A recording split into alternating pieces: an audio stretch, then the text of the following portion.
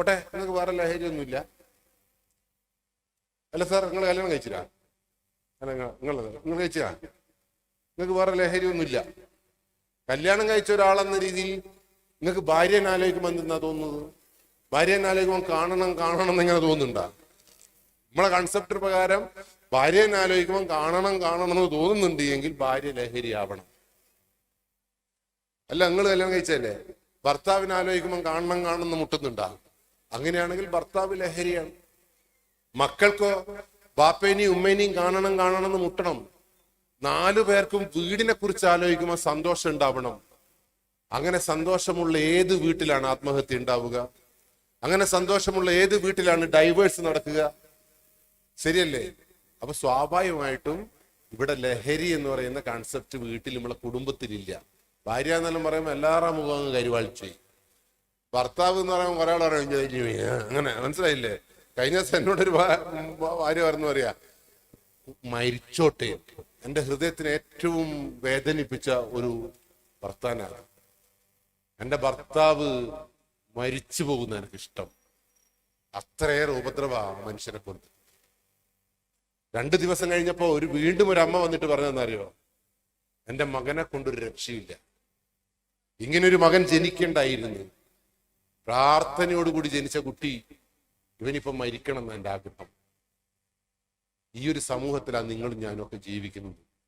മക്കൾ ബാധ്യതയാവുന്ന, ഭർത്താവ് ബാധ്യതയാവുന്ന, ഭാര്യ ബാധ്യതയാവുന്ന ഒരു സമൂഹത്തിൽ എങ്ങനെയാ കുടുംബ ലഹരിയാവുക? കുടുംബ ലഹരിയായിട്ടില്ല എങ്കിൽ നിങ്ങൾ ഉറപ്പിച്ചു അവിടെ വേറൊരു ലഹരി കടന്നു വരും. അത് കള്ളാവാം, കഞ്ചാവാം, പുതിയ രാസലഹരിയാവാം, എന്തുമാവാം. പോട്ടെ, നിങ്ങൾക്ക് ഭാര്യനെ കാണുമ്പോൾ സന്തോഷം തോന്നുന്നില്ല, പിന്നെ ആരെ കാണുമ്പോൾ സന്തോഷം തോന്നുന്നത്? അതാണ് നമ്മളെ രണ്ടാമത്തെ ലഹരി. ഭാര്യനെ കാണുമ്പോൾ ലഹരി തോന്നുന്നില്ല, നിങ്ങൾക്ക് ഭർത്താവിനെ കാണുമ്പോൾ ലഹരി തോന്നുന്നില്ല, വേറെ ആരെയോ കാണുമ്പോഴാണ്, ഓർമ്മിക്കുമ്പോഴാണ് സന്തോഷം തോന്നുന്നെങ്കിൽ അതിന്റെ പേര് പ്രണയമെന്നാണ്. പ്രണയം ലഹരിയാണ്. ജീവിതത്തിൽ ഏറ്റവും ആപത്ത് പിടിച്ചൊരു സാധനം.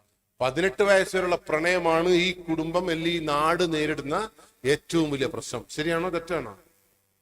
ഈ പ്രണയത്തെ കുടുംബത്തിലേക്ക്, ബാപ്പയിലേക്കും ഉമ്മയിലേക്കും കൊണ്ടുവരാൻ പറ്റണം.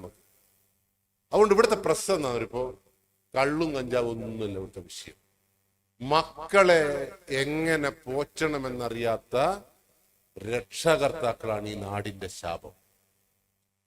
മക്കളെങ്ങനെയല്ലോ അങ്ങ് പോറ്റുവാണ്. നിങ്ങളോ? ഞാൻ നോക്കുമ്പോ ഞാനും അങ്ങനെ തന്നെയാണ്, എല്ലാം എങ്ങനെയല്ലോ അങ്ങ് പോറ്റുവാണ്. പക്ഷെ ഞാൻ നോക്കുമ്പോ കേരളത്തിൽ നമ്മൾ എല്ലാ തരത്തിലും മികച്ച നാട് കേരളമാണ് അല്ലെ? ജീവിക്കാൻ മറ്റു നാടുകളെല്ലാം പോയാൽ അറിയാം.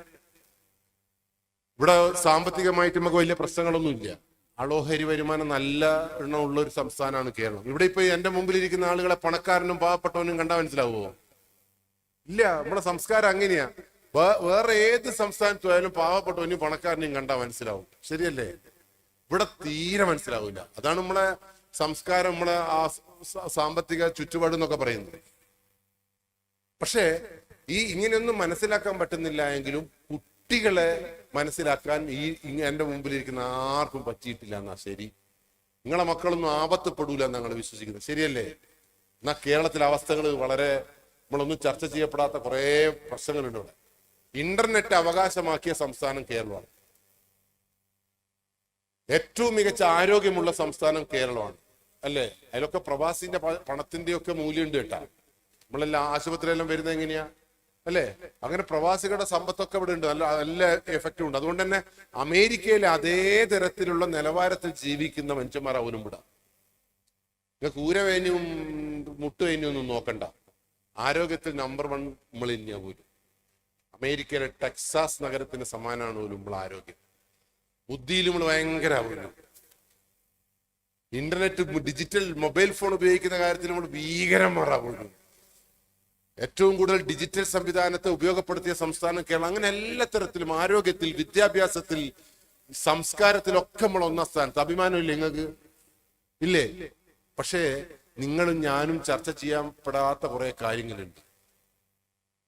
ഏറ്റവും കൂടുതൽ കുട്ടികൾ ആത്മഹത്യ ചെയ്യുന്ന സംസ്ഥാനം കേരളമാണ്. നിങ്ങളെ വീട്ടിൽ കുട്ടികളുണ്ടാ? 18 വയസ്സിന് താഴെയുള്ള മനുഷ്യജന്മത്തിന്റെ പേര് കുട്ടി എന്നാണ്. നിങ്ങളുടെ വീട്ടിൽ 18 വയസ്സിന് താഴെയുള്ള മനുഷ്യന്മാരുണ്ടാ? എങ്കിൽ നിങ്ങൾ ആ മനുഷ്യനെ വിളിക്കേണ്ട പേര് കുട്ടി എന്നാണ്. അപ്പൊ ആ 18 വയസ്സിന് താഴെയുള്ള മനുഷ്യ ജന്മങ്ങൾ ഏറ്റവും കൂടുതൽ ആത്മഹത്യ ചെയ്യുന്ന സംസ്ഥാനം ഞങ്ങൾ കണ്ണൂരിലാണ് 1-ാം സ്ഥാനത്ത്, ഞങ്ങൾ കോഴിക്കോട് 2-ാം സ്ഥാനത്തുണ്ട്, നിങ്ങൾ 3-ാം സ്ഥാനത്തായിട്ടുണ്ട്. നിങ്ങൾ വിട്ടുകൊടുക്കരുത്. നിങ്ങൾ എങ്ങനെയെങ്കിലും 1-ാം സ്ഥാനത്തേക്ക് എത്താൻ വേണ്ടിയിട്ട് നമുക്ക് ശ്രമിക്കണം. അങ്ങനെ പറ്റുമോ നിങ്ങൾക്ക്? നിങ്ങൾ ആരെങ്കിലും അതിന്റെ ആപത്ത്, ഞാൻ പറഞ്ഞപ്പോൾ അതിന്റെ ആപത്തിനെ കുറിച്ച് മനസ്സിലായി നിങ്ങൾക്ക്? ഇല്ലെങ്കിൽ നിങ്ങളോട് പറഞ്ഞാൽ തിരിയില്ല. കാരണം എന്താ അറിയോ, എൻ്റെ അവിടെ അങ്ങനെ ഉണ്ടാവൂല. ഉപ്പാപ്പ അങ്ങനെയും ആന ഉണ്ടായിരുന്നല്ല പറയാ. ഉപ്പാപ്പയും ആനയും തറവാടൊന്നും നോക്കണ്ട, കുട്ടികൾ നിങ്ങൾ നോക്കണം. ഏറ്റവും കൂടുതൽ ഒളിച്ചോട്ടം നടക്കുന്ന സംസ്ഥാനം കേരളമാണ്. ആരാ ഓടുക എന്നൊന്നും ഒരു പിടുത്തവും. ഞാൻ കുറച്ചു കാലം സൈബർ സെല്ലിലായിരുന്നു. അതുകൊണ്ട് തന്നെ ഒളിച്ചോട്ടം കണ്ട് മടുത്തൊരു മനുഷ്യനാണ് ഞാൻ. അതുകൊണ്ട് തന്നെ എനിക്ക് ആരെ കാണുമ്പോൾ ഒരു ഒളിച്ചോടുന്നുള്ള പേടിയാണ്. എനിക്ക് എൻ്റെ ഒരു അഭിപ്രായത്തിൽ ഞാനൊരു 3500 ഒളിച്ചോട്ടം കണ്ടിട്ടുണ്ടാവും. 3500 ഒളിച്ചോടിയ പെൺകുട്ടിയുടെ കണ്ണ് ഞാൻ കണ്ടിട്ടുണ്ട്. ഈ പെൺകുട്ടിയെ കൂട്ടിക്കൊണ്ടുപോയ കോന്തപ്പനെ കണ്ടിട്ടുണ്ട്. പയ്യന്നെ നടന്ന ശിങ്കിടികളെ കണ്ടിട്ടുണ്ട്. ഇതെല്ലാം അറിഞ്ഞിട്ട് അവസാനം സ്റ്റേഷനിലേക്ക് വരുന്നൊരു മനുഷ്യ ജന്മമുണ്ട്. ആരാന്നറിയോള്? ഒരു കുട്ടി ഒളിച്ചോടിയാൽ ഏറ്റവും അവസാനം അറിയുന്ന ജന്മത്തിന്റെ പേര് ഉമ്മ എന്ന അല്ലെങ്കിൽ അമ്മ എന്ന. ആ മീമുയിങ്ങുള്ള ഒരു മാക്സി ആയിട്ട് ഒരു വരുത്തുണ്ട് അവസാനം. അപ്പൊ ഞങ്ങൾ പറയാ എല്ലാവരും അറിഞ്ഞിക്ക്. അതും ഉമ്മയും കൂടി അമ്മയും കൂടി അറിഞ്ഞാൽ പിന്നെ ആരും അറിയാൻ ബാക്കി ഉണ്ടാവില്ല. ശരിയാണോ തെറ്റാണോ?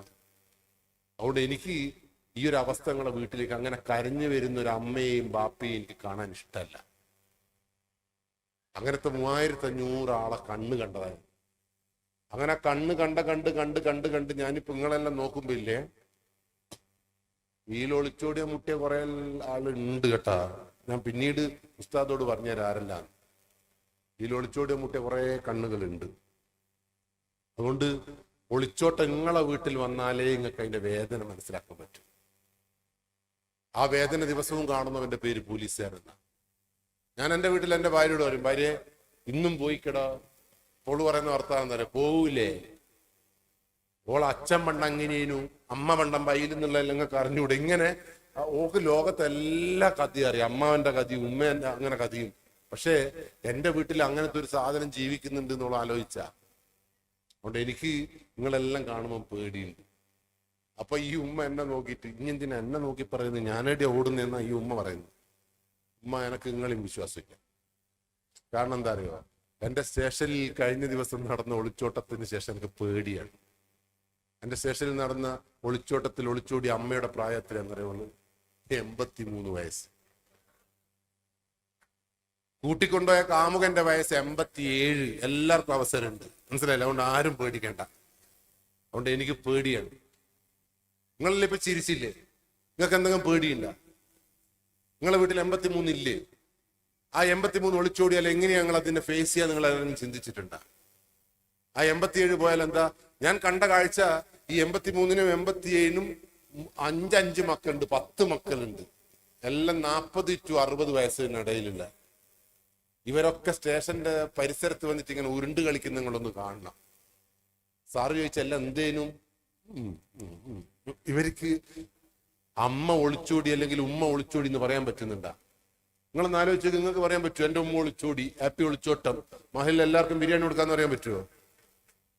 ഇവരൊക്കെ ഇങ്ങനെ പരതി കഴിഞ്ഞപ്പോ എല്ലാവരും സാറ് പറഞ്ഞു, എസ് ഐ പറഞ്ഞു, വാ ഇരിക്കുക, എല്ലാവരും ഇരിക്കുക, എന്തെന്ന് ഞങ്ങളെ പ്രശ്നം? അതിലൊരു ചെറിയ ബേക്കിലിരുന്നൊരു പെൺകുട്ടി പറഞ്ഞു പോയി. അല്ലെ ചാരി പോയി. ഈ പോയി തന്നെ അവസാനം സാറ് ദേഷ്യം പിടിച്ച് ആരാ പോയത് എന്ന് ചോദിച്ചപ്പോ അതിലുള്ള പേരക്കുട്ടി ഉണ്ടല്ലോ, അന്തം വിട്ടേ, ആ അന്തം വിട്ട കുട്ടി വേഗം ഫോൺ എടുത്തിട്ട് പറഞ്ഞു, അമ്മമ്മയാ പോയത്, ഇതാ പോയത്. 83ന്റെ ഫോട്ടോ കണ്ടപ്പോ ഇല്ലേ, SI കസേലയും ഉരുണ്ട് താഴെ വീണ്.